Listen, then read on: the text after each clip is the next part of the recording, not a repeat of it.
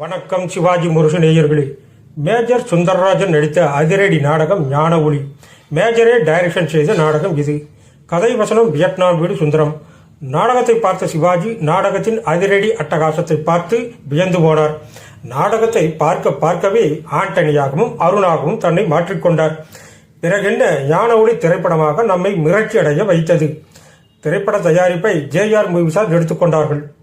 திரைப்படத்தில் இடம்பெற்ற ஆண்டனியின் ஆரம்ப காதல் புருஷன் காட்சிகள் நாடகத்தில் இல்லை. திரைப்படத்துக்காக இணைக்கப்பட்ட காட்சிகள் அவை. நாடகத்தில் ஆண்டனியின் மகள் கல்லூரி படிப்பு முடிந்து தேவாலயத்தில் வந்து ஃபாதரை சந்திக்கும் காட்சியில் இருந்துதான் ஆரம்பிக்கும். திரைப்படத்தில் வரும் ஸ்ரீகாந்த் சாரதா காதல் காட்சிகள், பெட்டி மாற்றம், ஆண்டனி அணியும் பேண்ட் சட்டை காட்சிகள் நாடகத்தில் இல்லை. திரைப்படத்தில் ஆண்டனி சவப்பெட்டி செய்யும் தொழிலாளியாக இருப்பார். நாடகத்தில் மேஜர் புதைகுழி தோண்டுபவர், ஊருக்கு சின்ன சின்ன வேலைகள் செய்து தருபவராக நடித்திருப்பார். இதற்கான காட்சிகள் எல்லாம் நாடகத்தில் இல்லை. சில வசனங்கள் மூலமாக தெரிந்து கொள்வதாக இருக்கும். நாடகம் திரைப்படம் இரண்டிலும் ஆண்டனியின் முரட்டு குணத்தில் மாற்றம் இருக்காது.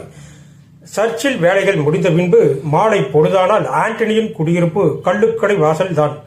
அதிக குடி, தினம் தினம் என்று நாடக பாத்திரம் இருக்கும். திரைப்படத்தில் சிவாஜியின் பாத்திரத்தை அவ்வாறு காட்டியிருக்க மாட்டார்கள். கள்ளுக்கடைக்கு சென்று லாரன்ஸ் ஆண்டனிக்கு அறிவுரை சொல்வது போன்ற காட்சி நாடகத்தில் இருக்கும். காதலனுடன் மகளை பார்க்கும் ஆண்டனி கோபம் வந்து ஆண்டனி அருவாள் எடுத்து வெட்ட பாய்வது, லாரன்ஸ் தடுப்பது, பின் இருவருக்கும் மோதிரம் மாற்றி திருமணம் செய்வது வைப்பது போன்ற காட்சிகள் எல்லாம் நாடகம் திரைப்படம் இரண்டிலும் ஒன்று போலத்தான். ஞான ஒளி திரைப்படத்தில் கோபத்துடன் வாழை மரங்களை வெட்டி சாய்ப்பது போல காட்சியானது நாடகத்தில் கயிற்று கட்டிலை வெட்டி எறிவது போல இருக்கும். திரைப்படத்தில் இடம்பெற்ற இரட்டை காமெடியர்கள் எம்.ஆர்.ஆர். வாசு, ஐஎஸ்ஆ பாத்திரங்கள் நாடகத்தில் பிரதானமாக இருக்கும். ஞான ஒளி திரைப்படத்தில் ஸ்ரீகாந்தை ஒரே அடியில் வீழ்த்தி தூக்கி கொண்டு வருவதாக கதையமைப்பு இருக்கும். கொலை செய்வதாக இருக்காது. ஆனால் நாடகத்தில் கோபம் வந்து மேஜர் கழுத்தை நிறுத்தி தூக்கி கொண்டு வந்து சர்ச்சில் உடலை போடுவார். நான் ஒரு பாம்பை அடித்துக் கொண்டுட்டேன் ஃபாதர் என்று ஆத்திரத்துடன் பேசுவதாக காட்சி அமைப்பு இருக்கும். ஃபாதர் இறக்கும் தருவாயில் ஆண்டனியை பார்க்க விருப்பப்படுவது, லாரன்ஸிடம் பரோலில் அழைத்து வர சொல்வது, ஆண்டனி ஃபாதரின் நிகழ்ச்சியான சந்திப்பு, ஃபாதரின் மரணத்தை தொடர்ந்து சர்ச்சு மணி அடிப்பது, பின்பு ஆண்டனி லாரன்ஸ் மோதல்கள், லாரன்ஸை அடித்து சாய்த்துவிட்டு ஆண்டனி ஓடிப்போவது போன்ற காட்சிகள் எல்லாமே நாடகம் திரைப்படத்தில் மாற்றம் இருக்காது. நாடகத்துக்காக எழுதப்பட்ட சில வசனங்கள் கூட திரைப்படத்தில் உபயோகப்படுத்தப்பட்டிருக்கும். சாக போறோம்னு தெரிஞ்சா போன கூட புலியா மாறிடும், வெத்து துப்பாக்கியை வச்சுட்டு விளையாட்டு காட்டாதே போன்ற வசனங்கள். 20 வருடம் கழித்து அதே ஊருக்கு மாற்றலாகி வரும் லாரன்ஸ் ஆண்டனியை தப்பித்து விட்டதால் ப்ரொமோஷன் கிடைக்காமல் அதே பதவியில் இருப்பார்.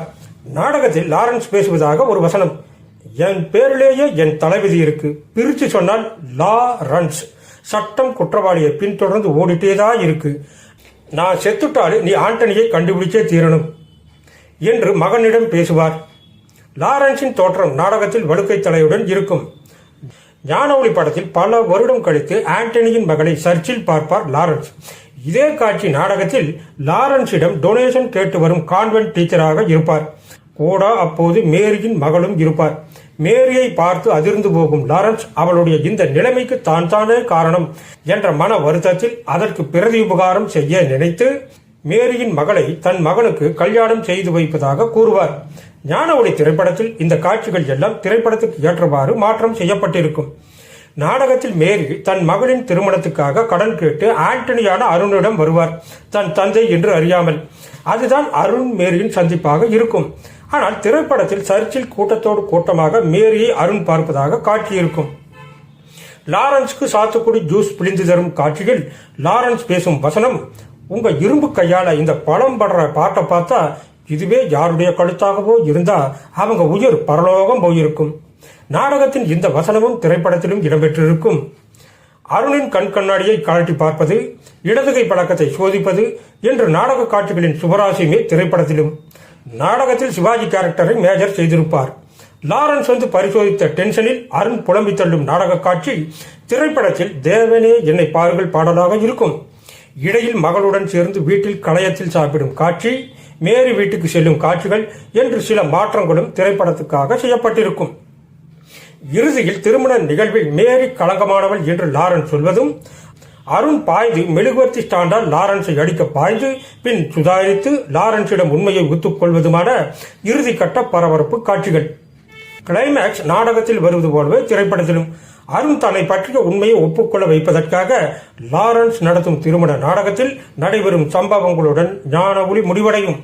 சிவாஜி முரசு நேயர்களே, இந்த பதிவை பற்றிய கமெண்ட்டுகளை ஆவலுடன் எதிர்பார்க்கிறேன். நன்றி, வணக்கம்.